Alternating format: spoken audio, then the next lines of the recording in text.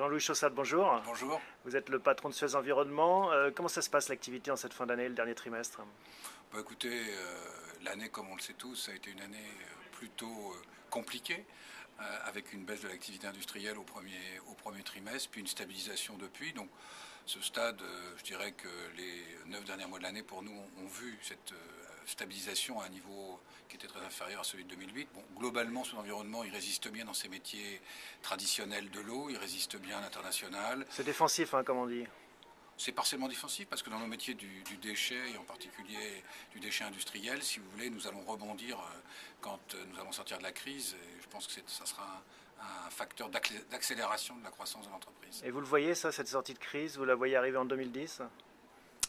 J'ai pas suffisamment de visibilité. Mes grands clients n'ont pas suffisamment de visibilité, donc je suis incapable de dire si en 2010 on verra une sortie de crise ou je pense qu'on va vers une sortie de crise mais molle. Oui, c'est ça le maître mot, hein, un manque de visibilité quand même. Manque de visibilité, oui. Comment ça se passe alors d'un point de vue business? Vous êtes sur plusieurs dossiers.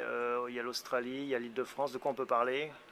Écoutez, on peut parler de ce qu'on a gagné, c'est-à-dire par exemple l'Australie avec cette superbe opération de Melbourne, hein. C'est la plus grosse usine de dessalement, je dirais, de l'hémisphère austral. Alors c'est pas simplement du dessalement, c'est du dessalement avec une grande conduite de refoulement de 80 km, avec un champ d'éoliennes de à peu près 420 mégawatts, puisque cette usine sera alimentée exclusivement par l'énergie verte. Ouais. Donc c'est une magnifique référence pour nous. On a 2 ans pour la construire, d'un peu plus de 2 ans. Il faut qu'elle soit finie au 31/12/2011. C'est très court. Et le but, c'est de cloner cette expérience, si elle marche bien dans d'autres pays, j'imagine, de la déployer. Bon, quelque part, c'est déjà une expérience qui elle-même est clonée, parce que quand je vois Barcelone, qui fait à peu près 200 000 m3 jour, c'est une énorme, magnifique usine. Je vous conseille d'ailleurs d'aller la voir. D'ailleurs, quand on passe en avion et qu'on se pose sur l'aéroport de Barcelone, on la voit. Non, on a beaucoup d'opérations qui sont soit en cours, soit finies.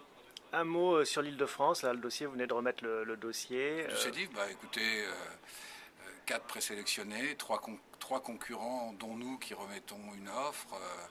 C'est le plus gros contrat européen dans le domaine de la distribution d'eau. On se bat pour gagner. Un mot également sur vos petits concurrents Veolia Environnement, le rapprochement peut-être avec EDF, en tout cas le lien toujours très, très fort. Comment est-ce que vous voyez ça, vous? Moi, la seule chose que je dis, c'est que je souhaite qu'en aucun cas ce rapprochement puisse affecter les conditions de concurrence. Pour le reste, c'est à eux de définir, et à leur conseil d'administration de définir les gouvernances qu'ils souhaitent mettre en œuvre. On avait l'impression que l'énergie et l'environnement étaient de plus en plus séparés. C'est finalement pas le cas. Écoutez, je crois que c'est Gérard Mestralet qui, depuis très longtemps, a toujours dit que environnement, énergie, c'était 2 métiers, j'allais dire très proches, en tous les cas, qui avaient un avenir commun. Voilà ce que je peux dire. Il semblerait que d'autres finissent par penser la même chose que nous. Merci beaucoup Jean-Louis Chaussade, à bientôt.